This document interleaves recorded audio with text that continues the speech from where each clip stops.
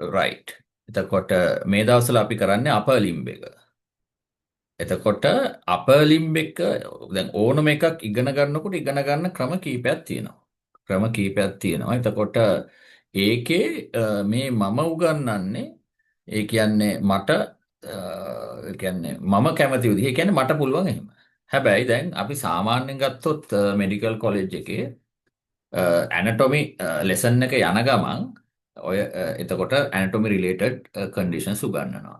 එහෙම තමයි ඉගෙන ගන්න. ඉතින් එහෙම තමයි ලෙක්චර්ස් යන්නේ හුඟක් වෙලාවට. හැබැයි මේ දැන් මම පාඩම් කරන්නේ හුඟක් වෙලාවට එහෙම නෙමෙයි. ඉතින් එක එක්කෙනාට එක එක පාඩම් කරන විදි තියෙනවා. එක්කෙනා පාඩම් කරන එක එක විදිහට. එතකොට දැන් මම පාඩම් කරන්නේ කේස් එකක් අරගෙන ඒ කේස් එක ස්ටඩි කරනවා. දැන් උදාහරණ තමයි දැන් එතකොට අද මම කරන්න යන්නේ අන්න එහෙම කේස් බේස් ස්ටඩීස් ටිකක්. ඒ කියන්නේ මොකක් හරි කන්ඩිෂන් එකක්, ඉල්නස් එකක්, නර්ව් ඩැමේජ් එකක්, මසල් ඩැමේජ් එකක් මොකක් හරි ඒක අරගෙන ඒකට රිලේටඩ් ඔක්කොම ටික ඉගෙන ගන්නවා. ඉතින් එතකොට ඇත්තටම පසුබිම් තොරතුරුත් එක්ක තමයි අපි ඉගෙන ගන්න. මොකද අන්තිමට අපේ බලාපොරොත්තුව මොකද්ද? ඔය වගේ එකක් හඳුනාගෙන ප්‍රතිකාර කරන්න කොහොමද? එතකොට දැන් හඳුනා ගැනීම සහ ප්‍රතිකාර ගැන ගත්තත් මේවා ඊටා වෛද්‍ය විද්‍යාව ඊටා වේගයෙන් මේවා ඉවෝල්ව් වෙනවා. ඊටා වේගෙන් ඉවෝල්ව් වෙනවා. මොකද මේ ඒකට හේතුව මේ අලුත් ප්‍රතිකාර ක්‍රම අලුත් හඳුනා ගැනීමේ ක්‍රම දිනපතා එනවා. ඒ නිසා මේ අපිට හැමතිස්සෙම කියන්න බෑ මේක තමා හරි මේක හඳුනා ගන්න මේක කරන්න ඕන මේක හඳුනා ගන්න මේක කරන්න ඕන කියලා එහෙම කියන්න බෑ දැනට තියෙන ඒවා තමයි ඔය තියෙන්නේ. හරි. දැන් එතකොට මම දැන් ඔයාලට පොඩි වැඩක් දෙන්න යනවා. ඒ කියන්නේ ඔයා බලන්න මේ ක්‍රමේ ඔයාලට හරියනවද කියලා. හරි. මොකද්ද කරන්න යන්නේ? රොටේට කෆ් කියන එක ගැන මම විනාඩි 10ක් දෙනවා. පොඩි රිසර්ච් එකක් කරලා නෝට් එකක් හදන්න. ඔය බලන්න මේ ක්‍රමයට හරියනවද කියලා. රොටේට කෆ් ඩෙෆිනිෂන් රිසර්ච් කරලා ලස්සන පොඩි නෝට් එකක් හදන්න. උච්චාරණය ප්‍රශ්නයක් නැහැ. උච්චාරණය ඔහොම යනකොට හරියනවා. හරි. එහෙමනම් වැඩේ පටන් ගන්න. රොටේට කෆ්. What is rotate? Right.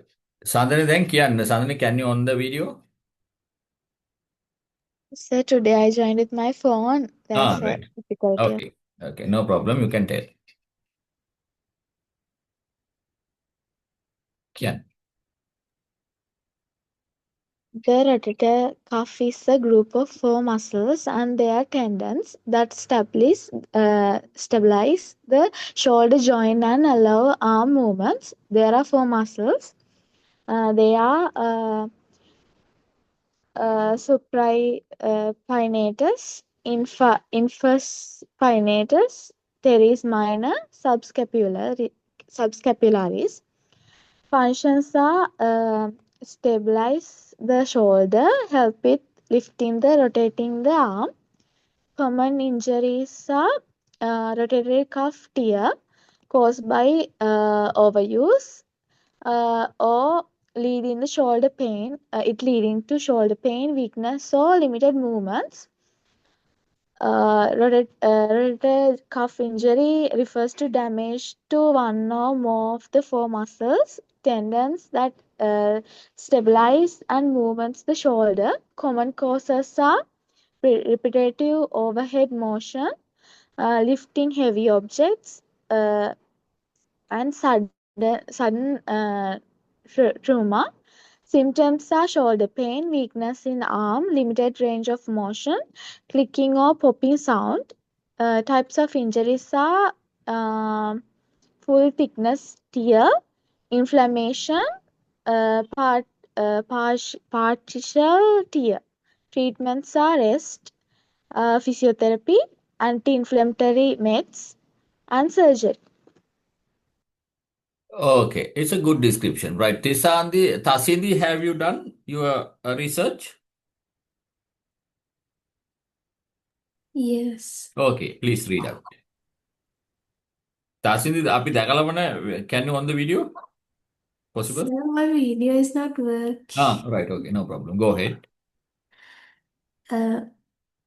Rotator cuff is a group of four muscles and their tendons that surround the shoulder joint, providing stability and enabling a wide range of shoulder movements. There are four muscles. The rotator cuff is crucial for proper shoulder function and is essential for many daily activities. It helps to keep the shoulder joint stable, preventing dislocations and other injuries. It allows a wide range of shoulder movements. Right. So that is good. It's a good definition. Right. දැන් ඊළඟට what we are going to do rotate a cuff tear. දැන් ඔය tear කියන එක අපි කඳුළු වලටත් කියනවනේ. ටිය එතකොට සමහරව rotate cuff tear කියලා. පොඩි ඒ කියන්නේ දැන් අඬනවටත් අපි කියනවා ටිය කියලා. එතකොට අපි දැන් pronunciation බැලුවොත් ඔක හුඟක් වෙලාට සමානයි. සමහර medical professor කියන rotate cuff tear කියලා.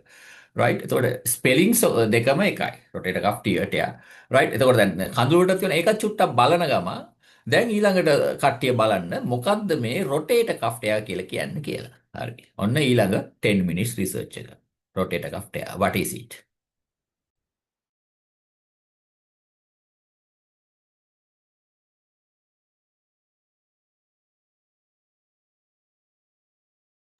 දැන් ඔයගොල්ලන්ට වැදගත්ම දේ තමයි මේකේ මේ උච්චාරණය. දැන් හුඟක් අය ඕක දන්නේ නැහැ. හුඟක් අය මේක ඕක ටියර් කියන්නේ කඳු රොටේටර් කෆ් ටියර් කියලා කිව්වොත් එහෙම අපි දැන් ඕවත් ඉගෙන ගන්න ඕන. දැන් ඔයගොල්ලෝ කොහේ හරි රටක දියුණු රටක ප්‍රැක්ටිස් කරන්න යනවා නම් මේ ඔයගොල්ලන්ගේ ඉංග්‍රීසි දැනුමත් ඒගොල්ලෝ බලනවා. දැන් ඔය හුඟක් ඔය දෙන්නම ටියර් කියලා කියන්නේ හුඟක් වෙලාවට කඳුළු වලට. ඒක නවුන් එකක්.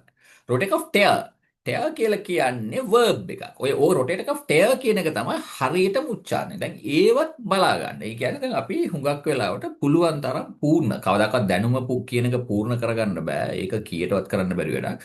හැබැයි අපිට මේ හොඳ දැනුමක් ගන්න පුළුවන් ඒ වගේ. මොකද දැන් ඔය tear කියෝ දැන් rotator cuff tear කියන එක දැන් බ්‍රිටිෂ් සිටිසන් කෙනෙක් අඳුර ගන්න පුළුවන් වෙන විදිහකට. ඒ කියන්නේ දැන් අපි tear කියන්නේ කඳුළු tear. හැබැයි ඔය tear කියලා කියන්නේ rotator cuff tear. එතකොට ඔය ඕකේ තියෙන්නේ verb එක. එතකොට tear කියලා කියන්නේ ඒක noun එක.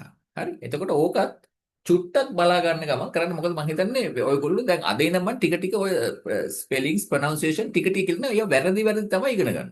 මොකද නැත්තම් එකපාරට කොහොමත් ඕක යුනිවර්සිටි එකට ගියාම යුනිවර්සිටි එකේ ප්‍රොෆෙසර්ස්ලා ලෙක්චර්ස්ලා කියන ඒවා දිහා බලලා ඔයගොල්ලන්ට ඒක මේ හරියට හරි මොකක්ද කියලා හැබැයි නිතරම එක සයිට්ස් තියෙනවා දැන් ඔයගලන්ට හොයාගන්න පුළුවන්. ওই සයිට්ස් වල දැන් තියෙනවා මේ ප්‍රොනන්සියේෂන් කරන විදි. ඒතකොට ස්පෙලිංස් උත් හරිම වැදගත්. හරි. ඒකත් මතක තියාගෙනම දැන් රිසර්ච් එක කරගෙන යන්න. Right. Start now. A rotator cuff tear is a rip in one or more of the tendons of the four rotator cuff muscles in the shoulder. There are two types of rotator cuff tears. They are partial tear. It happens when tendon is damaged but not fully torn. Second one is full thickness tear. It happens when tendon is completely torn or pulled off the bone. The causes are aging and wear. Sudden injury when fall or heavy lifting, and repetitive overhead motions in athletes and laborers. Symptoms are shoulder pain, weakness in the arm, difficulty lifting or rotating the arm, and popping or crackling sound. Treatments are rest and physiotherapy, and anti-inflammatory medications, and steroid injections and surgeries. Right, good. Okay, we'll ask from Tasindi. Tasindi, what is your answer? Rotator cuff tear is a process of growing old. The pathophysiology is mucoid generation. Most people develop rotator cuff tear within their lifetime. As part of rotator cuff tear, the tendon can thin and develop defect. This defect is often referred to as a rotator cuff tear. Right. Okay, good. So now here that there's a link. Then I have shared the link. Then link එක දැන් මේක දැන් බැලුවොත් එහෙම මම ඒක click කරලා බලන්න වැඩ කරනවද කියලා. So ඔය ක්ලික් එකෙන් ඉන්ෆෝමේෂන් දෙන්නේ ජෙනරල් පබ්ලික්ස්ලට. ඒ කියන්නේ සාමාන්‍ය මිනිස්සුන්ට. හරි දැන් බලන්න ඒකේ ගොඩක් සරලව තියෙනවා මේකේ. හරි. එතකොට දැන් මේකේ දැන් අපිට තියෙන්නේ දැන් මේ දැන් ඔයගලන්ට පේන යෝග විනාඩියකින් විතර. හරි.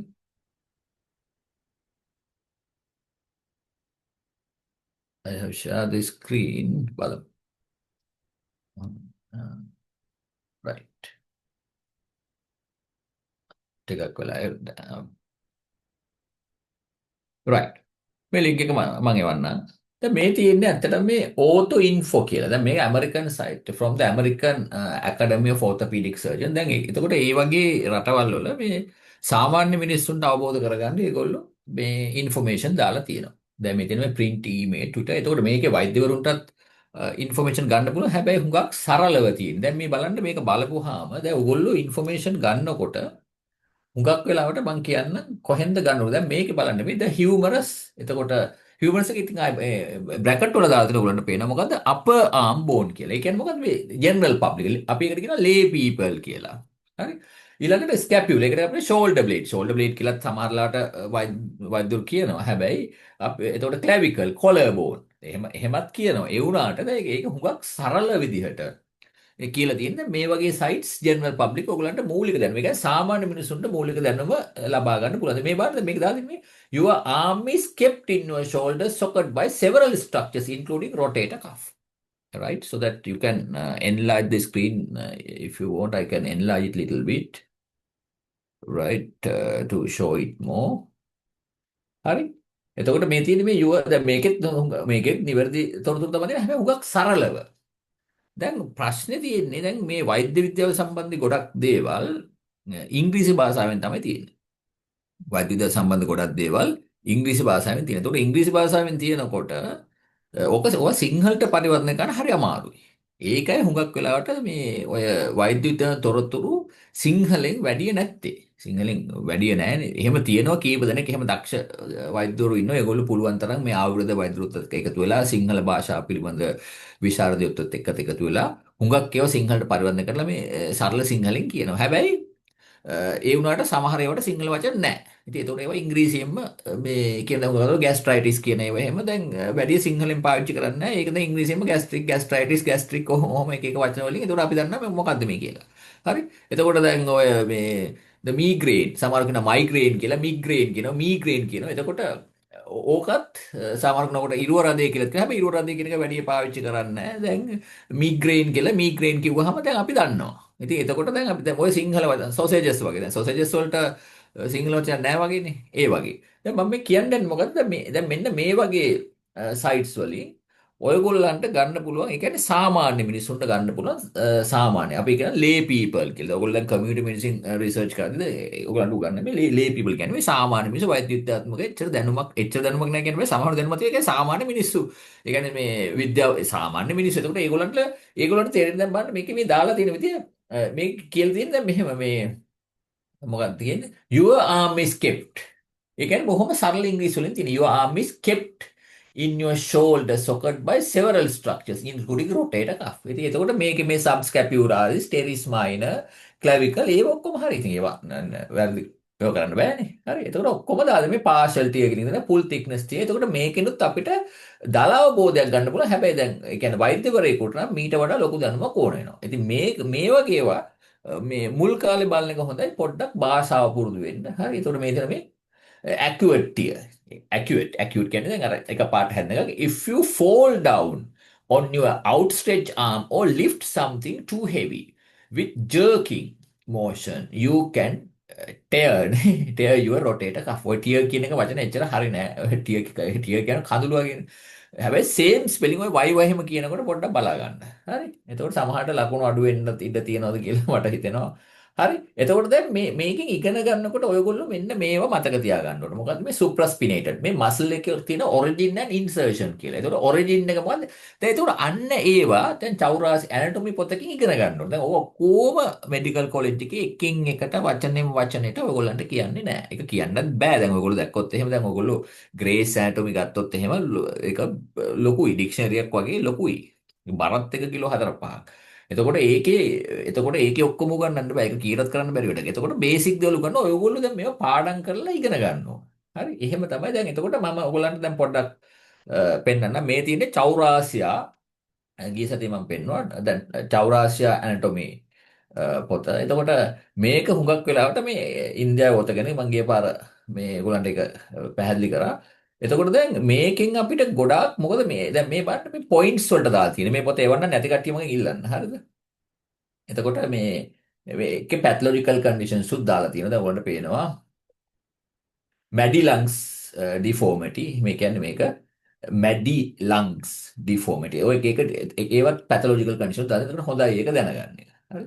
එතකොට දැන් එතකොට මේක කියනකොට මේක නැත්තම් මගෙන් ඉල්ලන්න අද මැසේජ් එකක් දාන්න මම යවන්නම්. එතකොට මේකේ බලනකොට මේ දැන් ඇත්තටම දැන් මෙහෙම පොතකින් බලලම අපිට මේක අල්ලන්න නැතුව ලොකු දැනුමක් ගන්න බෑ. දැන් ඒතකොට ඒ වුණාට මේකෙන් අපිට මූලික දැනුමක් ගන්න පුළුවන්. ඒතකොට ස්කෙලිටන් මම ඔය පළවෙනි ලෙසන්ස් වල කිව්වා වගේ ස්කෙලිටන්ස් ඔයගොල්ලන්ට ඒක සයන්ටිෆික් ෂොප්ස් වලින් ගන්න පුළුවන් ඇත්ත මේවා.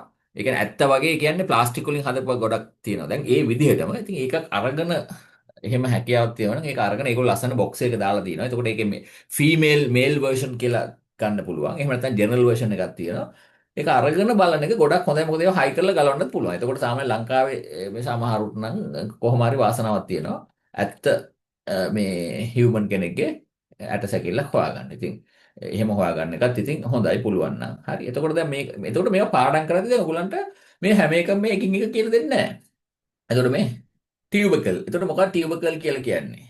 හරි. එතකොට හෙඩ්. එතකොට මේ තියෙන ටියුබකල්. එතකොට මෙතන මේ පෙක්ටොරාලිස් මේජර්, පෙක්ටොරාලිස් මයිනර්. හරි. Teres major, latissimus dorsi. හරි. එතකොට මෙතන ඔන්න තියෙනවා බ්‍රැකියාලිස්. එතකොට මෙන්න මේ සයිට්ස් ගැන ඔයගලන්ට දැනුමක් ඕන.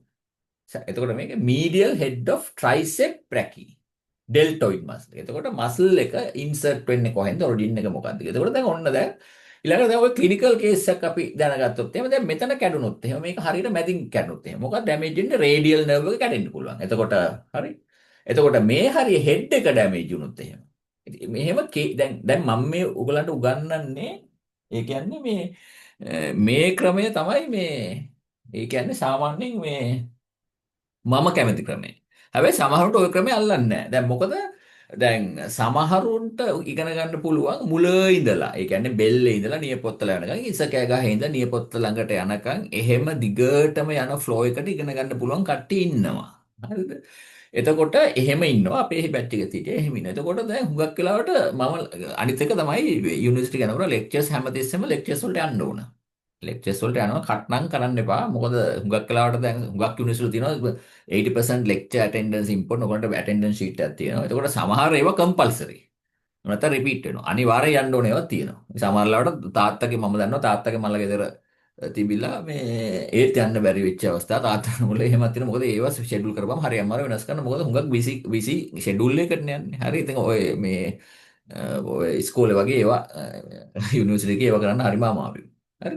ඒතර මම ඉගෙන ගන්න විදිහ තමයි කිව්වා. හරි. එතකොට දැන් බලන්න මෙතන කැඩුනොත් මේ හරිය. හරි කියන්නේ මේ ඔලික්‍රේනොන් ෆොසා. ඔය හරියෙන් කැඩුනොත් අපි දන්නවා මොකද්ද? අල්ලා නර්ව් එකයි ඩැමේජ් වෙන්නේ කියලා. දැන් එතකොට මම මේ ඔයාලට කියන්නේ පාඩම් කරන සිස්ටම් එක. හරි? එතකොට දැන් මේ හරියෙන් කැඩුනොත්. ඒ කියන්නේ මෙන්න මේ හරියෙන් කැඩුනොත්. හරි? එතකොට මොකද වෙන්නේ? ඩැමේජ් වෙන්නේ ඇක්සලරි නර්ව් එක. හරි? හරි. එතකොට හියුමරස් එකේ හෙඩ් එක පැත්තෙන් කැඩුනොත්. හරි? මේ හරි මැදින් කැඩෙන්න පුළුවන් නේ පොල්ලකින් ගහලා හරි වැටිලා හරි ඇක්සිඩන්ට් උගකට ඇක්සිඩන්ට් එකකින් වෙන්න පුළුවන්. එතකොට රේඩියල් නර්ව්. එතකොට ඔය නර්ව් තුන දැන් පාඩම් කරන්න මෙහෙම පුළුවන්. මේක try කරලා බලන්න. ඔය නර්ව් තුන පටන් ගන්න කොහෙද? බ්‍රැකියල් ෆ්ලැක්සස් එක ගාවින් දැන් මේ බ්‍රැකියල් ෆ්ලැක්සස් එක ටික පටන් ගන්න. හරි. එතනින් පටන් අරගෙන කොහොමද යන්නේ? කෝස් එක අපි කියන රිලේෂන්ස් කි. එතකොට ඒ කියන්නේ රිලේෂන්ස් අපි ඉගෙන ගන්නවා මේකට ඇන්ටීරියර් පොස්ටීරියර් තියෙන ලැටිරල් ඔහොම දැන් ඒවා මතක ඇතින කලින් අපි කිව්වා. එහෙම කරලා නර්ව් එක ඉවර වෙනකන් දැනගන්න මොන මසල් එකටද ඉනවේට් වෙන්නේ කියලා. හරි. ඒ කියන්නේ මොන මසල් එකටද ඒකෙන් මේ සප්ලයි එක දෙන්නේ. එතකොට ඔයගොල්ලෝ ඕකේ දැන් මේ අවබෝධයක් ගන්න පුළුවන්. දැන් එක්ස්රේ එකක් දැක්කාම දැන් හුඟක් වෙලාවට දැන් අපි කියමු ඇක්සිඩන්ට් වෝඩ් එකට එනකොට සාමාන්‍ය ඇක්සිඩන්ට් වෝඩ් එකේ ඉන්න එම්ஓ කෙනෙකුට එහෙම නැත්නම් එස්එච්ఓ කෙනෙකුට අවබෝධයක් තියෙනවා මේ මොකද්ද වෙලා තියෙන්නේ. ඒ කියන්නේ දැන් අත හොල්ලන්න බෑ කියනවනම් ඊට පස්සේ මොකක්ද කියලා දැන් දන්න මොකක් හරි මේ බෝන් එක ඩැමේජ් වෙලා බෝන් එක ඩැමේජ් වෙලා අනිවාර්යෙන් නර්ව් එක ඩැමේජ් වෙලා ඉතින් එතකොට සමහරවිට බෝන් එක විතරක් ඩැමේජ් වෙලා නර්ව් එක ඩැමේජ් නොවී ඉන්න පුළුවන්. ඒකට ඒක හඳුනා ගන්න ක්‍රම. එතකොට මොකද කරන්නේ? හුඟක් කරලා ටක් ගාලා මේ බේසික් එක්සැමින් කරලා එක්ස්රේ කරලා බලනවා. හුඟක් වෙලාවට දැන් ඔය මේ මල්ටිපල් ඉන්ජරි වගේ සස්පෙක්ට් කරේ මල්ටිපල් ඉන්ජරි කියන්නේ දැන් ඔය වාහනයකට හැප්පිලා උඩ ගිහිල්ලා වැටලා එතකොට ඇට කටුව 4-5ක් කැඩෙනවා දැන්. එතකොට මුළු ඇඟම එක්ස්රේ කරනවා. ඒ කියන්නේ ඉස්සෙල්ලා නියුරොලොජිකල් එක්සැමිනේෂන් කියලා එකක් තියෙනවා. ඒක එයාගේ කොන්ෂස් එක බලනවා. බේසික් ටිකක් තියෙනවා. ඒක ඔයගොල්ලෝ ඉගෙන ගනි. ඔක්කොම කියන්නේ ගොත් වෙලා යනවා. එතකොට ඔක්කොම එක්ස්රේ කරලා ඉතින් හුඟක් වෙලාවට එක්ස්රේ එක බලනවා කන්සල්ටන්ට් රේඩියොලොජිස්ට් කෙනෙක්. එහෙම නැත්නම් එතන ඉන්නවා ආර්ලා එස්ආර්ලා. එතකොට දැන් SHO ට MO ට ඒගොල්ලන්ට බලලා අවබෝධයක් ගන්න පුළුවන්.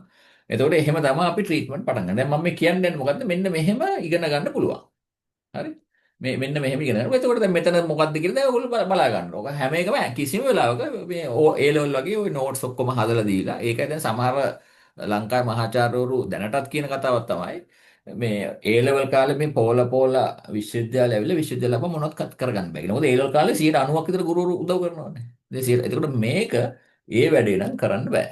ඒ වැඩේ කොහොමත් කරන්න බෑ. එතකොට ඔයගොල්ලෝ ඔයගලන්ට ස්ටඩි ප්ලෑන් එකක් හදා ගන්න ඕනේ. එතකොට දැන් මෙලීෂාගේ මගේ ටීචින් ස්ටයිල් එක වෙනස්. එයා එක විදිහට කරනවා. මම දැන් ඒක තව නිවර්තන කියලා ඉන්න ડોක්ටර් කෙනෙක්. තව ඉන්නවා මලීෂා කියලා ඉන්නවා.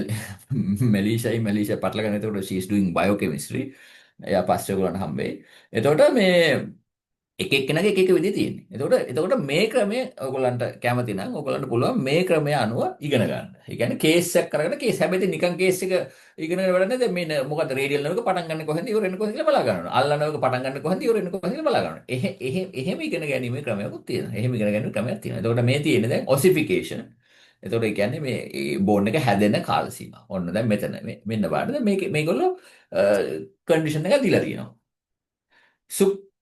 supracondylar fracture of humerus supracondylar fracture of humerus අන්න එතකොට මොකද්ද වෙන්නේ මෙන්න මේ හරිය හරිද humerus and Volkmann ischemic contracture මේකට කියන මේ clawing fingers and thumb එතකොට ඒකට අපි කියන්නේ මොකද්ද Volkmann's ischemic contracture හරි එතකොට දැන් මෙතන දැන් මොකද්ද වෙන්නේ මේ ඩැමේජ් එක වුණාම ඒ කියන්නේ මෙතන දැන් මොකද්ද මේක supracondylar fracture of humerus මොකද වෙන්නේ occlusion of the brachial arteries. occlusion කියන්නේ නිකන් બ્લોක් වෙලා වගේ නේද? එතන පේන්නේ. බලමු මොකද්ද කියලා. හරි. එතකොට මේ දැන් ඔයගොල්ලන්ට තේරෙනවද මම උගන්වන ක්‍රමය ගත්තොත් මම දැන් A to Z එන්නේ නැහැ. ඒක මගේ ක්‍රමයක්. ඒ කියන්නේ මුල ඉඳලා අගට දැන් මොකද ඒකට විශේෂ හේතුවක් තියෙන එක මගේ ක්‍රමයක් ඇත්තටම. ඒක මේ අනිත් කට්ටියට කොහොමද දන්නේ නැහැ. මොකද එක එක කට්ටිය උගන්වන්නේ එක එක සිස්ටම් වලට. හරි. එතකොට දැන් මේ මගේ ක්‍රමය තමයි මේ මොකද්ද ඒකට හේතුව මොකද්ද මම දරන මතය තමයි දැන් ලෙඩ්ඩු අපිට පිළිවෙලට එන්නේ නැහනේ ලෙඩ්ඩු පිළිවෙලට එනවද ඒ කියන්නේ ඉස්සල්ලාම ලෙඩා මොකක් හරි බෙල්ල අමාරුව හරි මොකක් හරි ඔලු කට්ටේ ඔලුවේ උඩ ඊට පස්සේ එන එක්කෙනා නලල ඊට පස්සේ බෙල්ල ඔහොම එනවා දැන් ලෙඩ්ඩු සියකලත් ඔහොම උඩ ඉඳන් එහෙම පිළිවෙලට එන්නේ නැහැ ජීවිතේට ඒක එන්නේ නැහැ හරි ජීවිතේට එන්නේ නැහැ හරි ජීවිතේට එන්නේ නැහැ. හරි. එතකොට එතකොට අපිට එන්නේ දැන් OPD එකේ ඉන්න MO කෙනෙක් නම් එයාට කවදාවත් ওই පිළිවෙලට එන්නේ නැහැ. ඉතින් මොකද OPD එකේ MO ලා කියන්නේ ඉතින් හොඳ දැනුමක් තියෙනවා. ඒගොල්ලෝ මූලික අවස්ථාවේ රෝග අඳුනගෙන OPD එකේ මැනේජ් කරන්න පුළුවන් ඒවා මැනේජ් කරන. ඊට පස්සේ OPD එකේ ඉන්න VP විශේෂ කන්සල්ටන්ට් පීසන් කෙනෙක් OPD එකේ හැබැයි. එතකොට එළියෙන් මැනේජ් කරන්න පුළුවන්. එතකොට අරගොල්ලන්ට හිතනවා නම් මේක විශේෂඥ වෛද්‍යවරයෙක් බලන්න ඕන කියලා විශේෂඥ වෛද්‍යවරයෙක් OPD එකේ ඉන්නවා හුඟක් ස්පිතාලවල. ඒතොර ඒ OPD එකේ මැනේජ් කරන්න පුළුවන් මැනේජ් කරනවා. එහෙම නැත්නම් තමයි අපි ක්ලිනික් එකට යවන්නේ සමහර කන්ඩිෂන්ස්. ඒතොර එහෙම නැත්නම් තව සිස්ටම් එකක් තියෙනවා. එකපාරට ආවිල්ලා ඇක්සිඩන්ට් එක ගන්න ඇක්සිඩන්ට් වෝඩ් එකට ඩිරෙක්ට් ඇඩ්මිට් කරන ක්‍රමයක්ත් තියෙනවා. ඉතින් ඊළඟට තව ෆොරෙන්සික් මෙඩිසින් ඉගෙන ගනි.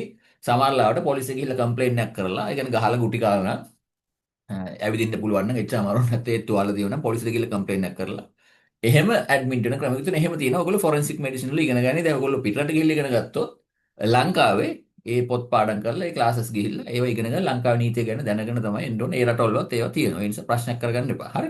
එතකොට මම මේ coming back to topic. එතකොට එතකොට මොකද ඔය මම දැන් මේ එතකොට මේ ක්‍රමය කියන්නේ මොකද්ද? මගේ ක්‍රමය මොකද්ද? ඒක මම විශ්වාස කරන විදිහට මොකද අපිට එන ලෙඩා කවුද කියලා අපි දන්නේ නැහැ නේ. අපි කියමු චර්ම රෝග කියලා. දැන් චර්ම රෝගවල අපි කියන විශේෂඥ වෛද්‍යවරයෙක් බලනවා මේ ලෙඩ 50ක් කියලා අපි නිකන් උපකල්පනයක් කරමු. ඉතින් එනකන් එයා දන්නේ නැහැ හුඟක් කරේ. මෙහෙම සමහරට කෝල් කරලා එන්නත් පුළුවන් අවස්ථා දැන් තියෙනවා. ඉතින් එහෙමත් කොහොමත් එනකන් දන්නේ නැහැ මොකක්ද කියලා. කොතනද රෑෂ් එක කොහෙද තියෙන්නේ බර්න් එකක් තියෙනවද? ඉතින් ඒ නිසා මම විශ්වාස කරන විදිහට ඔය විදිහ තමයි මට හරියන්නේ. හැබැයි සමහරුන්ට ඒක හරියන්නේ නැහැ ඉගෙන ගත්තී. හැබැයි ප්‍රැක්ටිස් කරනකොට නම් A to Z ප්‍රැක්ටිස් එකක් ජීවිතේට හම්බෙන්නේ නැහැ. ඔය වගේ මොකද එක එක ඒවා ඉන්නේ. ඉතින් ඒ නිසා හැම විදිහටම හුරු වෙන්න ඕන ටක් ගාලා මතක් වෙන්න ඕන මොකක්ද උනේ කියලා. දැන් එතකොට මෙන්න මෙහෙම අතක් තිබිලා දැන් මෙතන බෝන් එක අතන අල්ලන්නේ නැත ඇක්සිඩන්ට් එකක් වෙලා නම් ඔන්න සුප්‍රාකන්ඩයිවල් ෆ්‍රැක්චර් ඔෆ් හියුමරස්. දැන් ඕක අපිට දල වශයෙන් අනුමාන කරන්න පුළුවන් ක්ලොයින් ඔෆ් ෆින්ගර්ස් ඇන්ඩ් හෑන්ඩ්. ඒකට කියනවා මේ වේස්ටිං ෆෝආම්. එතකොට වෝල්මා ස්කීමික් කන්ට්‍රැක්ට්. ස්කීමික් කියලා කියන්නේ ඔක්සිජන් නොලැබෙන ඔක්සිජන් නොලැබෙන ස්කීමියා කියලා කියන ඔය මයෝකාර්ඩ් ස්කීමියා කියලා කියන ස්කීමික් කන්ට්‍රැක්ෂන්. එතකොට දැන් ඔයගොල්ලන්ට තියෙන වැඩේ මොකද්ද? දැන් මේ ආපු කේස් එක. දැන් මේකේ බලා ගන්න. දැන් මට ප්‍රසන්ට් කරන්න මොකද්ද? සුප්‍රකන්ඩයිල ෆ්‍රැක්චර් ඔෆ් හියුමරස්. සුප්‍රකන්ඩයිල ෆ්‍රැක්චර් ඔෆ් හියුමරස්. ඒක කොහොමද වෙන්නේ? ඒක වුණාම මොකද්ද වෙන්නේ? ඒ වෙන්නේ මොකද්ද කියලාත් මේකේ දාලා තියෙනවා. මොකද්ද? වෝල්ස්මන් ස්කීමික් කන්ට්‍රැක්ට්. හරි. ඒකේ දැන් ඔන්න ඕකේ ලස්සන නෝට් එකක් හදන්න විනාඩි 10ක් ඇතුළත. ඕක තමයි ඊළඟ වැඩේ. හරි. Right, you can tell now. A supracondylar fracture of the humerus is a break just above the elbow joint, usually in the distal humerus. It's mostly common in children, especially from falls on an outstretched hand. There are two types. There are extension type and flexion type. In extension type, distal fragment shifts backward, and in flexion type, distal fragment shifts forward. Symptoms are swelling and pain near the elbow, inability to move the arm, visible deformity, and possible nerve or blood vessel injury.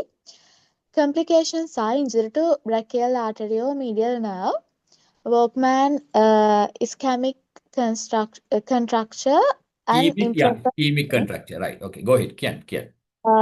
brachial artery. When we talk about brachial artery is the main blood vessel of the upper arm. It's the continuation of the artery, axillary artery. And if we talk about the Walkman ischemic contracture, it's a serious condition where muscle and nerve damage in the forearm occurs due to prolonged lack of blood flow, often after injury.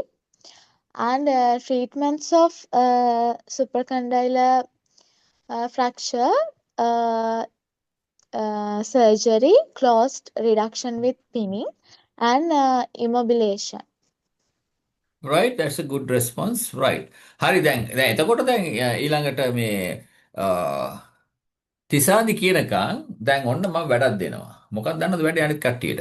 Right. Compartment syndrome and Sudeck atrophy. ඔන්න ඔය දෙක ගැන පොඩ්ඩක් research කරන්න මේකට පොඩ්ඩක් සමානයි. Compartment syndrome and Sudeck.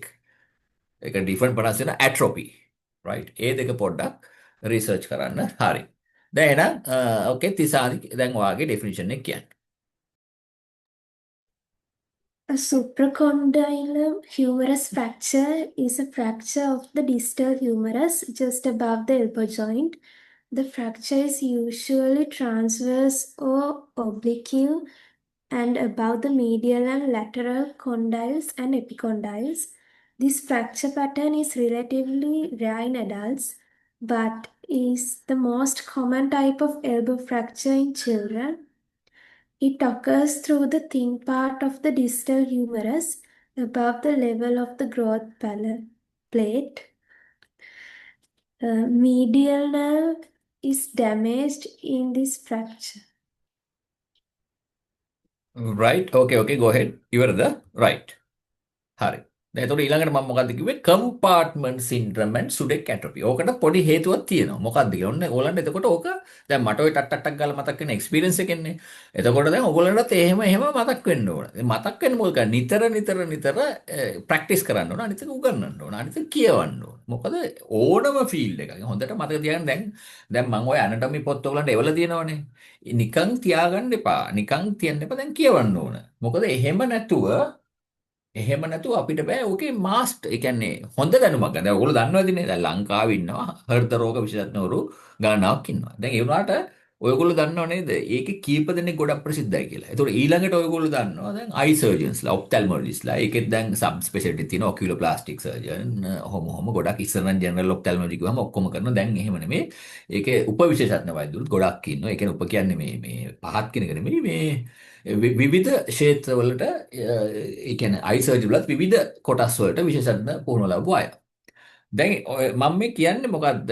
දැන් ඔයගොල්ලෝ වැඩිපුර වැඩ කරොත් ක්‍රමානුකූලව ඔයගොල්ලන්ට යන්න පුළුවන් ඉහළම කීප දෙනාට. අපි කියමු විශ්වවිද්‍යාලය ඔයගොල්ලන්ගේ මෙඩිකල් ෆැකල්ටි එකේ 100ක් ඉන්නවා කියලා. ওই 100න් ඉන්නව හොඳටම වැඩ කරන 4-5ක්. ඒක ඕන තැනක ඉන්න එක. ඒතකොට වැඩ කරන්නෙම නැති එහෙම මෙහෙන් ඉන්නේ. එහෙමත් ඉන්නවා 4-5ක් අන්තිම හරිය. ඒක ඕන දැනක වෙන. ඒතකොට හොඳට වැඩ කරන හතර තමයි කොහොම හරි ඔය ලෙක්චරර්ස්ලා ඊළඟට විශේෂඥ වෛද්‍යවරු ඉක්මනට වෙලා ඒගොල්ලෝ බොහොම ප්‍රසිද්ධයි. ඒතකොට ඒගොල්ලන්ගේ ඉතිහාස කතා බලද්දී මේවා ඔයගොල්ලෝ දැනගන්න එක වැදගත්. ඒගොල්ලෝ කොහොමද වැඩ කරේ උසස් පෙළ ඉඳලා ඒ ක්‍රමානුකූලව ක්‍රමිකව වැඩ කරලා තියෙනවා. ඉතින් ඒ නිසා හරි වැදගත් දැන් ඔය පොත් දීලා තියෙනකොට ඒවා කියවන්න ඕනේ. දැන් මම ඔයගලන්ට කිව්වනේ මොකද්ද දැන් මේ බ්‍රැකියල් ආටරි එක ගැන බලනකොට බ්‍රැකියල් ආටරි එක පටන් ගන්න කොහෙන්ද කියලා බලන්න ඕනේ. එතකොට ඒකේ කෝස් එක දැන් ඔයගොල්ලෝ MD සර්ජරි කරනවා නම් ඔය ලාස් ඇනටොමිකින් ඕක බලලා MD කියන්නේ දැන් MBBS ඉවර වෙන්න ඕන. එතකොට ඒකේ රිලේෂන්ස් අහනවා. බ්‍රැකියල් ආටරි එක කොහමද යන්නේ ඉතින් ඒවා ලියන්න තියෙනවා. ලියද්දි හරි ග්‍රැමර් වලින් ලියන්න ඕන. එතකොට ස්පෙලිංස් හරියට ලියන්න ඕන. වෛද්‍යවරුන්ට එහෙම වැරදෙන්න බෑ. එතකොට ඊළඟට ස්පෙලිං තියෙන ඩයග්නෝස් කාඩ් වල එහෙම මොකක් ඒවා අතින් ලියන්නේ තාම. එතකොට ඒවත් හරි ස්පෙලිංස් ලියන්න ඕන තව කෙනෙකුට කියවන්න පුළුවන් වෙන්නේ. ඉතින් ඒ නිසා දැන් ඕගොල්ලන්ට මේ කාලය ඇතුළත ඕගොල්ලන්ගේ තියෙන අඩුපාඩු දැන් ඊළඟට දැන් මම මේ කියන්නේ කියන්න කියලා වෙන මොනවත් නෙමෙයි. දැන් ඕගොල්ලෝ බලාගෙන කියනකොට උච්චාරණ ඉබේට හරියනවා. හරි. දැන් ඊළඟට මම ඔයාලට දැන් වැඩ දෙකක් දුන්නා. මොකද්ද? සුඩෙක් ඇට්‍රොපි and කම්පාර්ට්මන්ට් සින්ඩ්‍රෝම්. හරි. දැන් බලන්න ඒ දෙක ටිකක් මේ වගේද කියලා. හරි. සුඩෙක් ඇට්‍රොපි කම්පාර්ට්මන්ට් සින්ඩ්‍රෝම්. හරි. ඔන්න ඕකත් දැන් විනාඩි 10ක් ඇතුළත පොඩි රිසර්ච් එකක් කරලා බලන්න. ඊළඟට අපි අපේ වැඩේ කන්ටිනියු කරමු. හරි.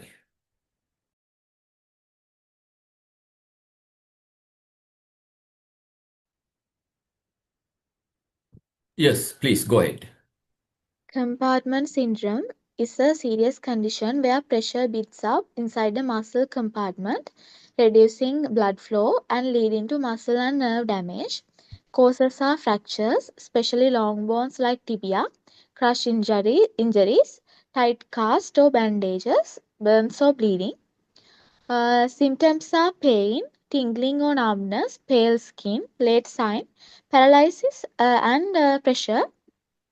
Treatments are emergency fasciotomy, and delay can lead to permanent damage, amputation, or Walkman contracture. Sudeck atrophy, also known as complex regional pain syndrome. It's a painful condition that can occur after an injury, surgery or fracture, leading to nerve and soft tissue changes in the affected limb. Features are persistent, severe burning pain, swelling, redness, discoloration, stiffness, and limited movements. Bone thinning, seen in the X-rays, and skin changes. Common sites are hands, feet, arms, or legs. Treatments are physiotherapy, antidepressants, or anticonvulsants. Early movements can help prevent worseness. Okay, right. Thank you. It's a good answer. Right. Okay, we'll ask from Thasindi. Right. Compartment syndrome is a serious medical condition in which increased pressure within a body compartment compromises blood flow and tissue function, potentially leading to permanent damage if not promptly treated.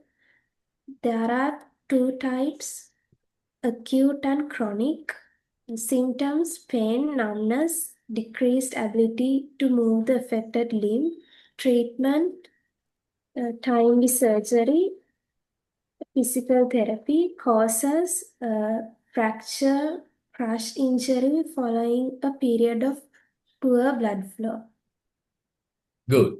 Right. Then Sudic atrophy.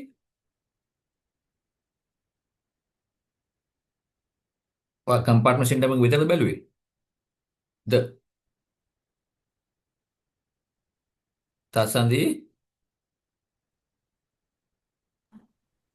Sudeck's atrophy is a rare and severe form of neuroinflammatory and it causes chronic pain, neurovascular, and neuropathic symptoms. right okay. දැන් ඊළඟට දැන් අපි දැන් ඔහොම condition තුනක් ඉගෙන ගත්තා. දැන් ඔය කන්ඩිෂන් තුන දැන් නිකන් ඉන්න ගමන් තව මොනවද කරන්න ඕන? right. දැන් තව රිසර්ච් කරන්න ඕන. දැන් ඔන්න අපි එනවා ආයේ රොටේටර් කෆ් එකට එනවා ආයේ. හරි. දැන් මම උගන්වන ඔහොම තමයි. මොකද ඒකේ එක ඒ කියන්නේ මොකද එතකොට තමයි ඔළුව හරියට සෙට් වෙන්නේ. දැන් ඔන්න බලන්න දැන් අපි ගත්ත රොටේටර් කෆ් ටියර් මසල්ස්. ටියර් නෙමෙයි ටියර් මසල්ස්. මටත් එක ටියර් කියලා කියනවා. එතකොට දැන් ඒකේ අපිට පේන මේ උඩම තියෙන එක සුප්‍රස්පිනේටස්. සුප්‍රස්පිනේටස්. එතකොට දැන් ඒකේ දැන් බලන්න දැන් ඕක බලනකොට ඔයගොල්ලෝ දැන් මේකේ නම් බ්ලඩ් සප්ලයි එක දාලා නැහැ. බ්ලඩ් සප්ලයි එකත් එක්කම බලා ගන්න ඕනම මස්ල් එකකට බ්ලඩ් සප්ලයි එකක් තියෙනවනේ. හරි. එතකොට මේ ඒක හොඳට බලා ගන්න පුළුවන් ග්‍රේස් ඇනටොමි එකේ අලුත් එඩිෂන් එක මොකෙන් ඉල්ලන්නේ නැත්නම් එහෙම නැත්නම් ඩවුන්ලෝඩ් කරගන්න පුළුවන්. එතකොට බලන්න මේ නර්ව්ස් බ්ලඩ් සප්ලයි එකත් බලන්න. right. ඊළඟට දැන් බලන්න සුප්‍රස්පිනේටර්. දැන් මේකේ අලුත් එකක් ඉගෙන ගත්තා. මොකද උඩම මොකක්ද තියෙන්නේ? සුප්‍රස්පිනේටර්. එතකොට most common runs under the acromion. So it is prone to attritional wear. right.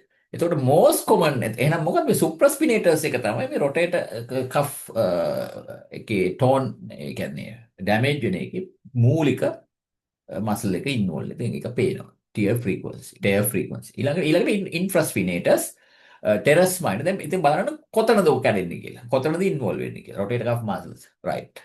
Rotator cuff muscle that can be torn. right. එතකොට මේ එතකොට ඒකේ මොකක්ද තියෙන්නේ primary action of the glenohumeral joint. right. එතකොට ඒ ටික දැන් එතකොට මේ nerve supply මේ C5 C6 දැන් ඔන්න ඕවා බලා ගන්න තිබ්බේ අපි දැන් ඔන්න ওই ටික දැන් right. තව එතකොට මොකද වෙන්නේ දැන් මේකේ muscles තියෙනවා supraspinatus infraspinator right teres minor subscapularis. හරි. එතකොට ඔය muscles පටන් ගන්න කොහොමද origin insertion ඒව දැන් බලා ගන්න ඕන ගෙදරින්. එහෙම තමයි වැඩ කරන්නේ. හරි. ඔන්න දැන් මම පින්තූරයක් දාලා තියෙනවා. right. supraspinatus තියෙන විදිය subscapularis infraspinatus ළඟ teres minor scapula humerus. ඔක ඇඳපු එක වඩ පේනවා ඇති මේ supraspinatus. දැන් එතකොට මොකද්ද මේ මසල් එක? දැන් කියන්න බලන්න මොකද්ද මේ මසල් කියලා. what is this muscles නෙමෙයි මසල්. මොකද්ද ඒ? මොකද්ද මේ මසල් එක? කියන්න බලන්න. මොකද්ද ඔක? ඔන්නම උඩට යනවා දැන්. දැන් මැරුණට ගමන් නෑ. හරි. මොකද්ද මේ මසල් එක? හොඳට බලා ගන්න. දැන් මේක දැන් මෙහෙම ඒ කියන්නේ සමහරුන්ට විතර මේක දැන් ඔයාලට මතකද මැලීෂා පළවෙනි දවස්වල කිව්වා ඒ සමහර සෙෂන් දෙක තුනක් කරන්න. එතකොට සමහරුන්ට පින්තූර බලපුවා මතක හිටිනවා. සමහරුන්ට ඒක කාට හරි කියලා දීලා මට කියන. දැන් මට මතක හිටින්න කාට හරි කියලා දීලා. එහෙම නැත්නම් සමහරු මොකද කරන්නේ මේ නිකන් ওই කොලවල අනම්මන ලියනවා. සමහරු බෝඩ් එකට ගිහලා ලියනවා. ඒකේ තමන්ට මතක හිටින ක්‍රමය තමන් හොයාගන්න. හැබැයි මතකයේ කියන එක සදාකාලික නෑ. හැබැයි එක තියරි එකක් තියෙනවා මතකේ. නිතර කරනවා නම් අපේ වැඩිපුර ඕගන් පාවිච්චි කරනවා. වැඩිපුර ඕගන් පාවිච්චි කරලා ඒකයි මම කියන්නේ නිකන් නෙට් එක බලාගෙන කියවන්න එපා. නෙට් එක බලාගෙන ඔලුවට අරගෙන ඔයාගේ වචන වලින් ලියලා. ඊට ලියපු එක බලාගෙන ආයෙ කිව්වොත් හුඟක් ඕගන්ස් මසල්ස් වැඩ කරනවා. එතකොට මතකේ වැඩි. ඒ නිසා නිකන් නෙට් එක බලලා කොපි පේස්ට් කරනවට වැඩිය එහෙම අතින් ලියනකොට ග්‍රැමර් තුරු වෙනවා. අකුරුත් හරියනවා. ස්පෙලිංස් දැන් subscapularis කියන එකේ ස්පෙලිංස් වැරදුනොත් සමහර විට ලකුණු අඩු වෙන්න පුළුවන්. right. ලකුණු අඩු වෙන්න පුළුවන්. හරි. එතකොට මොකද්ද මෙතන මසල් එක? මම නම් දැන් ඔක කියන්නේ muscle ඉන්නවල what is this muscle? ඔන්න පොඩි ඇක්ටිවිටි එකක්. The rotator cuff. මොකද්ද? නෑ මේ මසල් මේ රතු පාටට තියෙන මසල් එක මොකද්ද? ඔන්න දැන් ඕක දැන් හෝම්වර්ක් එක. ඔන්න හරි උත්තරයක් ඇවිල්ලා තිබ්බ සුප්‍රස්පිනේටස්. බලමු මේක සුප්‍රස්පිනේටස් තමයි. right. ඊළඟට ඔරිජින් එක බලන්න, ඉන්සර්ෂන් එක බලන්න, නර්ව් සප්ලයි එක, blood supply. Right. now tell me නෙමෙයි දැන් ඔක ගෙදරින් කරන්න ඕනේ. හැබැයි ගෙදරින් කරන්න කිව්වට පස්සේ හුඟක් කට්ටිය කරන්නේ නැහැ. හැබැයි ඉතින් ගෙදරින් කරන්න කිව්වා. ගෙදරින් කරන්නේ දැන් ගෙදර තමයි ඉන්නේ as a homework. එතකොට මම මගේ අත්දැකීමෙන් දන්නවා දැන් කොහොම homework දුන්නාම කරන්නේ 100%ක් විතර. ඒතර ඒගොල්ලෝ දිහා අවුරුදු 5කින් විතර බැලුවාම ඒගොල්ලෝ තමයි හොඳ තැන්වල ඉන්නේ. හැබැයි ඕගොල්ලන්ට මේ හැබිට් එක ඇති කරගන්න පුළුවන්. මොකක් හරි දැන් මම දැන් කරන්න කියන්නේ මේ වැරදි වැඩක් නෙමෙයි මම කියන්නේ නෑනේ මේ නිදා ගන්න කියලා. දැන් එතකොට මේකට පොඩි එෆර්ට් එකක් දෙන්න ඕනේ බලන්න. හැබැයි දැන් ඕක බැලුවාම ඔන්න මොකද වෙන්නේ? ඔන්න ඕක මතක් වෙනවා දැන්. හරි? දැන් ඊළඟට ඔන්න දැන් ආයෙ තව කතාවක් කියනවා. දැන් මේ තාම අපලිම්බ එක නෑනේ. humorous shaft fracture. හරි? දැන් මේ තාම අපලිම්බ එක යන්නේ. හරිද? දැන් එතකොට ඔයගොල්ලෝ දැන් පොඩ්ඩක් ඕක transverse fracture, oblique fracture. දැන් එතකොට net එකට ගිහිල්ලා ඔය එක්සර්සයිස් ටිකක් බලන්න. spiral, right? comminuted, segmental. ඒ කියන්නේ segmental කිව්වම දැන් මෙතන මේ ඒක කෑලි තුනකට කැඩලා. දැන් මෙතන ගත්තොත් එහෙම මේ මැද කෑල්ල කුඩේ කුඩු. එතකොට වට කරන්න දැන් ක්‍රම තියෙනවා මොකද්ද කරන්න කියලා නේල්ස් මැදින් නේල්ස් ගන්න පුළුවන්. ඉතින් මැද ෆිල් කරන්න පුළුවන්. එක එක වැඩ තියෙනවා. ඉතින් ওই කෑලි එකතු කරලා සමහරලාට ප්ලේට්ස් දානවා. හරි. right. give me 1 second.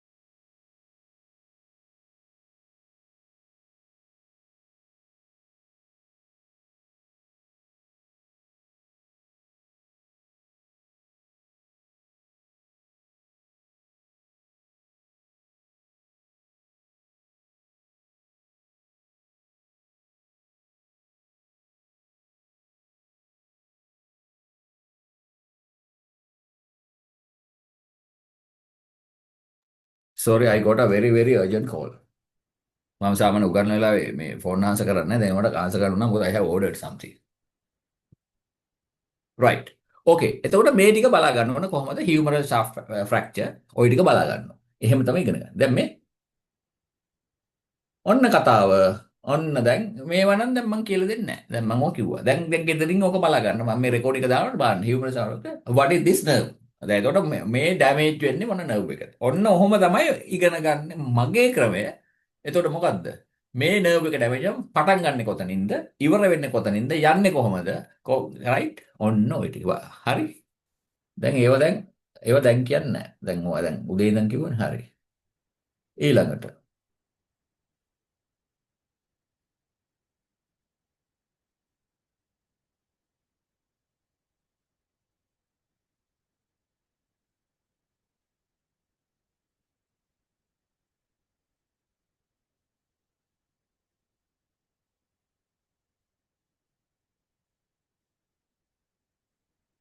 ඔන්න තව කන්ඩිෂන් එකක් මම දාලා තියෙනවා.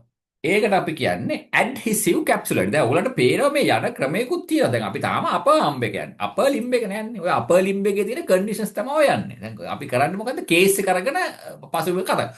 ඔන්න දැන් කන්ඩිෂන් එකක් තියෙනවා frozen shoulders. adhesive capsulitis කියලා කියන්නේ. frozen shoulders adhesive capsulitis. හරි?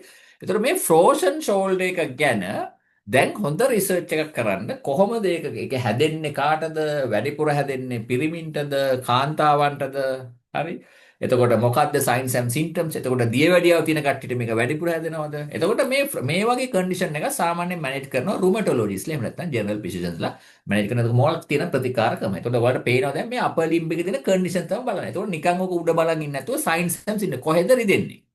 දැන් ඒකනේ දැන් ලෙඩ බලනවා කියන්නේ ඕකනේ.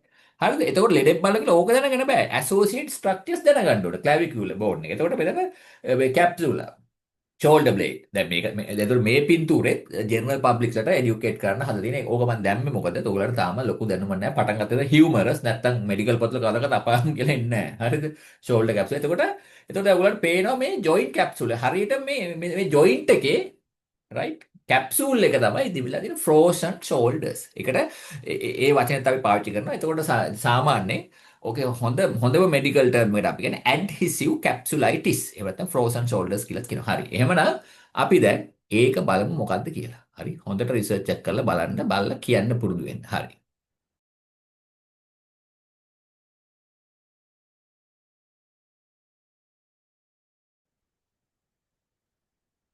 Right, okay. Please tell now. Adhesive capsulitis is also known as frozen shoulder, where the shoulder is a condition where the shoulder joint becomes stiff, painful, and loses range of motions. Causes are often unknown, can follow injury, surgery, or immobility. Mostly common in affects adults between the age of 40 and 60 years old, and the condition affects females more often than males. Yes, Uh, females more often than males. අනිත් එක ඕකේ මතක තියාගන්න adhesive capsulitis mostly 80%ක් විතර unilateral. එක පැත්තකටයි හැදෙන්නේ අනිත් එක වැඩියෙන් පාවිච්චි කරන්නේ නැති අත කියලා කතාවක් තියෙනවා. ඒක ඕගොල්ලන්ට හම්බුණාද? ඒ කියන්නේ අපි දැන් commonly use කරන අතක් තියෙනවනේ. එතකොට commonly use කරන්නේ නැති අනිත් පැත්ත අතට එනවා කියලා එහෙම පොඩි තියරි එකකුත් අපිට හම්බුණා. හරි?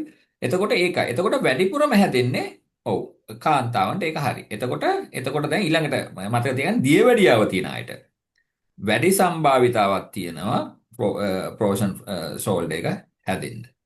හරි. හරි කියන්නේ සු ටික. හරි. in the එතකොට shoulder, අපිට තව චූටි කතාවක් කියන්න පුළුවන්. එතකොට මෙහෙමයි. දැන් එතකොට සෝරි මේ මම පොඩි වැරද්දක් කරා. ඕක පටන් ගන්නෙ non dominant arm එකේ. ඉතින් non dominant arm එක කියන්නේ දැන් අපි දකුණු අත ගත්තොත් දැන් අපි ඕකනේ වැඩිපුර පාවිච්චි කරන්නේ. ඒක පොඩ්ඩක් කැලක් ඇඩ් කරනවා. එතකොට සාමාන්‍යයෙන් පටන් ගන්නෙ වැඩිපුර පාවිච්චි කරන අත නෙමෙයි අඩුවෙන් පාවිච්චි කරන අත. ඒ කියන්නේ non dominant hand. හරි. එතකොට ඉස්සරලාම මොකද්ද පේන් එකයි ස්ටිෆ්නස්. දැන් ඔයාලට ඇත්තටම සිංහලෙන් වචන හොයනවට වැඩිය හොඳයි. ඒක ඉංග්‍රීසි වලින්ම මතක තියාගන්න. ආ limited to one side. හරි. එතකොට ඕකේ අත් දෙකටම හැදෙනවා 120ක්. ඒ කියන්නේ 10ක් 20ක් වගේ. හරි. කියන්නේ තුටිද. Go ahead. any shoulder injury or surgery that results in the need to keep your shoulder from moving. For example, by using a shoulder brace, sling, shoulder wrap, increases the risk of frozen shoulder. Examples including a rotator cuff tear and fracture of a shoulder blade, collarbone, or upper arm. And between 10% and 20% of people with diabetes develop frozen shoulder. And more common in people with thyroid issues or stroke. There are 3 stages. They are freezing, which means pain increases, movement decreases, and frozen. It means painlessness, but stiffness remains, and recovery stage. Symptoms are dull, aching shoulder pain, difficulty lifting the arm, and worse at night or with activity. Treatments are physical therapy, pain relievers, anti-inflammatory drugs, steroid injections, and rarely surgery or joint manipulation. right okay good දැන් ඔන්න දැන් ඕගොල්ලන්ට දැන් ඔය වගේ කට්ටිය අපිට සමාජය හම්බ වෙනවා. සමහරට මාමගේ තියෙන්න පුළුවන්. දැන් ඔන්න දන්නවද වයස කීයද? වයස දන්නවා 40 ඉඳන් 60. ඒ කියන්නේ 30ට අඩු කට්ටියට බොහොම අඩුවෙන් හැදෙනවා. ඔන්න දියවැඩියාව තියෙනවා. අන්න සයින්ස් සිම්පල් දැන් සමහරවිට අනේ මට මේ අත උස්ස ගන්න බෑ. එතකොට අපිට හම්බ ලියන්න අතනේ ඩොමිනන්ට් අත. ඩොමිනන්ට් තමයි අනිත් අත. ඔන්න දැන් දියවැඩියාව තියෙනවා. ඔන්න දැන් තයිරොයිඩ් ප්‍රොබ්ලම් තියෙනවා. ඔන්න දැන් අපිට පොඩි අයිඩියාස් එනවා. දැන් ඉතින් ඕක අපිට එක්ස්රේ කරලා එහෙම නැත්නම් MRI කරලා අපිට තව දුරටත් ඒතකොට තාතින මසල් කන්ඩක්ෂන් ස්ටඩීස් නර්ව් කන්ඩක්ෂන් තව එක ස්ටඩීස් තියෙනවා. ඉතින් එතකොට අපිට ඕක ගැන තව ඉස්සරහට කතා කරන්න පුළුවන්. එතකොට මේ ඇඩ්හෙසිව් කැප්සුලයිටිස් එතකොට මේක හුඟක් වෙලාවට හුඟක් අයගේ පේන් කිලර්ස් වලින් ෆිසියෝതെරපි වලින් මැනේජ් කරන්න පුළුවන්. එහෙම නැත්නම් අපි ඊළඟ ස්ටෙප්ස් වලට යනවා as you said. right ඊළඟට අපි අහමු right තාසින්දි what did you find about frozen shoulders? දැන් එතකොට මේ ගැන තව රිසර්ච් කරලා so you get a better knowledge. හැබැයි ඔක ඔතනින් නවත්තන්න එපා. ඇයි? ඔයගොල්ලෝ පාස් අවුට් වෙනකොට මේක ඩයග්නෝස් කරන්න මැනේජ් කරන්න තව අලුත් ඒවා ඇවිල්ලා තියෙනවා. මේ මෙඩිසින් කියන්නේ එවර් චේන්ජින් සයන්ස්. දැන් අවුරුදු 5කට කලින් අපි ඉගෙන අවුරුදු 10කට කලින් අපි ඉගෙන ගත්තේ දැන් සමහර ඒවා පට්ටපල් බොරු. පට්ටපල් බොරු කියන්නේ ඒ කාලේ අපිට බොරුව ගන්නලා නෙමෙයි. ඒ කාලේ තිබ්බේ විදිහ, ඒ කාලේ ඩිසීස් ක්ලාසිෆයි කරපු විදිය, ඒ කාලේ ට්‍රීට්මන්ට් කරපු විදිය, දැන් ට්‍රීට්මන්ට් කරන විදියයි ගාක් වෙනස්. ඒ නිසා නිතර දැනම අවුට් කරගන්න ඕන. හරි. හරි. ඊළඟට අපි ආපු තේසාන්දි මොනවද හොයාගත්තේ කියලා. Uh, Adhesive capsulitis, also known as frozen shoulder, is a condition associated with shoulder pain and stiffness. It is a common shoulder alignment that marked by pain and a loss of range of motion, particularly in external rotation. The condition occurs when inflammation causes your shoulder joint capsule to thicken and tighten. This occurs mostly common in females and adults. Right. Thank you. හරි. එහෙමනම් so we can wind up for today. එතකොට දැන් ඔයගොල්ලන්ට දැන් ටික ටික දැන් මම ඔයගොල්ලන්ට මේ මොනවද මේ ක්ලිනිකල් කේසස් ගැන ටික ටික ඔයගොල්ලන්ට උගන්වන ඔයගොල්ලන්ට එක තේරෙන්නේ නැති. හරි. එතකොට දැන් නිතරම most of the times හරි දැන් ඔය ඇනටොමි පොත් බලන්න ඊට පස්සේ ඊළඟට මේ ඔය කේසස් දැන් ඔය ආච්චිලාගේ සීලාගේ තියෙන ඔය ඩයග්නෝස් කාඩ්ස් පොත් එහෙම තියෙන්නේ. එතකොට අහල පහල කට්ටිය ලියන තියෙන. අන්න ඒ කාඩ්ස් අරගෙන ඊට පස්සේ නිතර මොනවද ෆැමිලිය වෙන්න. හරි. එතකොට දැන් මේ ඉගෙන ගත්ත එක මෙතනින් නවත්තන්න බෑ. අද අපි ගොඩක් කරා සුඩෙක් ඇටොපි කම්පාර්ට්මන්ට් සින්ඩ්‍රෝම්. හරි. එතකොට ගොඩක් අපි කරා. එතකොට ඒ කන්ඩිෂන් ගැන කතා කරනකොට තාම ඔයගොල්ලන්ට ඇනටොමි බේස් එක නැහැ. මම හුඟක් ලාරෝ ඇනටොමි ෆිසියොලොජි වලට රිලේටඩ් ඔක්කොම ඇනටොමි රිලේටඩ් තමයි ඉතින් මේ ඒවට අපාම් එකට රිලේටඩ් ඒවා ගොඩක් කේසස් දෙන්නේ. එතකොට මේ කේස් එක විතරක් බලන්න එපා. ඒකේ එතන පසුබිම් තොරතුරු. ඒ කියන්නේ ඒක හැදෙන්නේ කොයි වගේ කට්ටියටද දැන් අපි ගත්තොත් දැන් ෆ්‍රෝසන් ෂෝල්ඩර් එක ගත්තොත් අපි දන්නවා 40ට වැඩි අයට තමයි සාමාන්‍යයෙන් හැදෙන්නේ. ඒක එක පැත්තකට තමයි වැඩිපුර හැදෙන්නේ. ඔන්න ඔය වගේ මෙතන මේ රිස්ට්‍රික්ටඩ් මොමන්ට්. ඉතින් එතකොට සමහරට අවුරුදු 40 විතර ඔය ඇන්ටි කෙනෙක් ආච්චි කෙනෙක් සමහරට කියයි නේ අත උස්සන්න බෑ එකක් කියනවා. ඉතින් අහන්න ලියන්නේ මොන අතින්ද? එතකොට දැන් ඕකෙත් ස්පෙસિෆික් ඒවා තියෙනවා. එතකොට දැන් මේ අපි එහෙම ෆ්‍රෝසන් ෂෝල්ඩර් කියලා ඩයග්නෝස් කරන්න ඉස්සෙල්ලා එතකොට මෙතන ඔළුවේ ඒ පින්තූර මැවෙන්න ඕන. ඉතින් ඒකට ඇත්තටම ඇනටොමි ක්ලාසස් යන්න ඕන. ඒක අපිට ඇත්තටම පොතකින් කරන්න බෑ. ස්ට්‍රක්චර් එකක් ඕපන් කරලම බලන්න ඕන. එතකොට ඔයගොල්ලෝ ඒකයි කියන්නේ ඇනටොමි very important for diagnosis. එතකොට ඔයගොල්ලෝ සර්ජරි කරනකොටත් එතකොට අනිවාර්යෙන් ඇනටොමි මූලික දැනුමක් තියෙනවා. අන්තිම අවුරුද්ද තමයි සර්ජරි වලට ඔයගොල්ලෝ පුහුණු කරන්නේ. ඉතින් ඒ කියන්නේ ගොඩක් ලොකු දැනුමක් තියෙනවා. මොකද සර්ජරි කියන්නේ හුඟක් වෙලාවට ඉන්වාසිව් එකක්. ඒ කියන්නේ හුඟක් වෙලාවට ඉස්සරන තිබ්බ ඕපන් සර්ජරි දැන් නම් ඕපන් කරන්නේ නැතුව ගොඩක් සර්ජරිස් කරන්න පුළුවන්. ඒත් ඕපන් කරලා සර්ජරි තාම කරනවා. මොකද ඒක කවදාකවත් නවත්තන්න බෑ. මොකද ඇක්සිඩන්ට් එකක් කරලා තිබ්බොත් ඕපන් වෙලා තියෙන්නේ. ඉතින් එතකොට ඒක ඒ ගැන දැනගන්න ඕන. එතකොට මම කියන්නේ ඉගෙනීම කියන එක මේ එහෙම දැන් අද ක්ලාස් එකකින් පස්සේ නවත්තන්න එපා. ඒ කියන්නේ දැන් අද ක්ලාස් දැන් සෙනසුරාදා ඔයගොල්ලන්ට එකක් තියෙනවා නිවර්තන ડોක්ටර් නිවර්තන ජූනියර් ડોක්ටර් කෙනෙක්. එතකොට එයා ෆිසියොලොජි මම එයාට කිව්වා පැතොෆිසියොලොජි පොඩ්ඩක් දාන්න කියලා. ඒ කියන්නේ ෆිසියොලොජි රිලේටඩ් ඉල්නසස් ටිකක්. එතකොට ඔයගොල්ලන් ටිකක් ආස හිතේ මේ ලෙඩ රෝග ගැනත් ඒ ගමන් ඉගෙන ගන්න. එතකොට දැන් අද උගන්වපු ටික උතරින් නවත්තන්න එපා. දැන් රොටේටර් කෆ් එක ගැන ගත්තොත් ඒකේ මසල් එක ටෙන්ඩන්ස් ඕනම්මනේ ජොයින්ට් එකේ මොකද්ද බෝන්ස් ඉන්වෝල් ඔය ඔක්කොම ටික බලන්න. එතකොට තමයි මොකද කිසිම දවසක මෙඩිකල් ෆැකල්ටි එකේ ඔය ලාස් පොත මුල ඉඳන් උගන්වන්නේ නැහැ. ඒක ඒ ලෙවල් වලට රිලේට් කරගන්න බෑ කවදාවත් කරන්න බැරි වැඩක්. හැබැයි ඔයගොල්ලන්ට හොඳ ඇනටොමි දැනුමක් තියෙන්න ඕන පශ්චාත්තුපාදය කරනවා නම් අහර මේ සමහර සර්ජිකල් ස්පෙෂලිටි සමහර නෙමෙයි ඕනම සර්ජිකල් ස්පෙෂලිටි එක ඇනටොමි ගැන දැනුම අනිවාර්යෙන් බලනවා. ඉතින් ඒ වගේ. ඉතින් ඒ නිසා මේක සුළුවෙන් තගන්න එපා. දැන් සමහරව දැන් බලන්න දැන් අද දෙන්නෙක් ඇබ්සන්ට්, දෙන්නෙක් හරි තුන්දෙනෙක් හරි ඇබ්සන්ට් නිකන් සල්ලි ගෙවලා වෙන්නේ නැහැ. එතකොට මේ එහෙම කට් කරන්න එපා. කොහොම හරි දැන් දවස් තුන ඔයගොල්ලන් දවස් තියෙන්නේ මන්ඩේ, තර්ස්ඩේ, සැටර්ඩේ දවස් තුනක් තියෙන්නේ. එතකොට ඇන්ටොමි ඉවරුනහම බයෝකෙමිස්ට්‍රි තමයි පටන් ගන්නවා. එතකොට ওই දවස් තුන ෆ්‍රී තියාගෙන කොහොම හරි ජොයින් වෙන්න. එතකොට ඔයගොල්ලෝ ගොඩක් දේවල් ඉගෙන. හැබැයි එතනින් ඉගෙනගෙන එතන ඉවර කරන්න එපා. දැන් අද මොනවද කරේ කියලා මම ඔය රෙකෝඩින් දාන්නේ ඔයගොල්ලන්ට බලන්න. එතකොට අද මොනවද කරේ කියලා ඇනටොමි පොතක් කරගෙන තව දුරටත් ඒ දැනුම තහවුරු. එතකොට බලන්න දැන් මාස 6ක් විතර ඔයගොල්ලෝ ඔහොම වැඩ කරොත් ඔයගොල්ලන්ට ඉතා හොඳ දැනුමක් එනවා. අනිත් වැඩ නොකරන කට්ටියට වඩා ඒක සාමාන්‍ය දෙයක් නෙවෙයි. එතකොට ඒක නිතර අප්ග්‍රේඩ් කරගන්න. මොනවද වෙන්නේ කියලා නිතර බලන්න. එතකොට ඇනටොමි වීඩියෝස් නිතර බලන්න. එතකොට මොකද වෙන්නේ? එතකොට මේ වචන කියවන්න හයියෙන්. එතකොට පොඩි නෝට්ස් හදාගන්න. හදාගන්න ගෙදර කට්ටිය කියලා ලෙඩ රෝග තියෙනවනේ අනිවාර්යෙන් ඇතිනේ. එතකොට ඒව මොනවද කියලා බලන්න. මොනවද ගන්න බෙහෙත් නෙට් එකෙන් ගහලා බලන්න. non steroid anti inflammatory drugs කියන්නේ මොනවද? ගහලා බලන්න. ඒ වගේ නම් මොනවද තියෙන්නේ? සමහරට ඕගොල්ලෝ පාස් අවුට් වෙනකොට ඒ ඩ්‍රග් භාවිතයෙන් ඉවත් වෙන ප්‍රශ්න නැහැ. ඒවට දැනගෙන ඉන්න එක හොඳයි. ඒ වගේ දේවල් බලන්න. දැන් එතකොට මම කිව්වා කම්පාර්ට්මන්ට් සින්ඩ්‍රම් ගැන තවදුරටත් ස්ටඩි කරන්න. ඒකේ පින්තූර තියෙනවා, වීඩියෝස් තියෙනවා. සුඩෙක් ඇට්‍රොපි එකයි කම්පාර්ට්මන්ට් සින්ඩ්‍රම් එකයි සමානයිද වෙනස්ද කොහොමද? ඔන්න ওই වගේ දේවල් සමහරට වයවලදී අහලා තියෙනවා. ඉතින් ඒ නිසා ඒ විදිහට තමයි වැඩ කරන්න ඕනේ. එතකොට මොකද දැන් ඉගෙන ගත්තේ මම දැන් හුඟක් වෙලාවට මගේ ශෛලිය තමයි කේස් එකක් අරගෙන කේස් එක රිලේටඩ් උගන්වනවා. හරි. ඒතකොට හැබැයි විශ්වවිද්‍යාලේ නම් ඔහොම කේස් එකක් කරන කේස් රිලේටඩ් උගන්වන්නේ නැහැ. හැන්ඩම තීර වලින් පටන් ගන්න. ඉතින් එතකොට කොහොම වුණත් මේ මං කියව මේක මගේ ක්‍රමය කියලා. එතකොට කොහොම වුණත් ඔයගොල්ලෝ පාඩම් කරත් දැන් ඔයගොල්ලන්ට විශ්වවිද්‍යාල ලෙක්චර් මොකද්ද කරන්න කියන එක ගැන ඔයගොල්ලන්ට එහෙම ලොකු කන්ට්‍රෝල් එකක් නැහැ. මොකද ඒගොල්ලන්ට ඕන එක තමයි ඒගොල්ලෝ කරන්නේ. හැබැයි ඔයගොල්ලන්ට පිට සජෙස්ට් කරන්න පුළුවන් අපි මෙහෙම කරමුද කියලා. මොකද ඩිමොන්ස්ට්‍රේටර්ස් ගොඩක් ඉන්වෝල්ව් වෙනවා වගේ දේවල් වලට. ඉතින් ඒ වුණාට ඔයගොල්ලන්ට ආවේනික පාඩම් කිරීමේ ක්‍රමයක් හදා ගන්න ඕනේ. ඒ විශ්වවිද්‍යාලේ පාඩම් කරනකොට සාමාන්‍යයෙන් තනියෙන් පාඩම් කරන කීප දෙනෙක් ඉන්නවා. ඊළඟට සෙට් එකක් ඉන්නවා. පාඩම් කරන සෙට් 4-5 දෙනෙක් එකතුලා ඒගොල්ලෝ පාඩම් කරනවා. කොහොම හරි ඒක සමහරවිට එහෙම සෙට් එකක පාඩම් කරන එක හරියන්නේ නැහැ. කොහොම හරි Tamanට හොඳට Tamanට දැම්මම හොයාගන්න ඕන. මොන විදිහටද මට මතක තියෙන්නේ. මොකද මෙඩිසින් කියලා කියන්නේ මතක තියාගන්න ඕන. මොකද පොත් වලින් බල බල කරන්න බෑ. පොත් වලින් බල බල කරන්න ඒවා තියෙනවා. හැබැයි ටක් ගාලා ලෙඩෙක් දැක්කහම පොත පෙරලා නෙට් එකට ගහලා එහෙම අවස්ථාවක් තියෙනවා.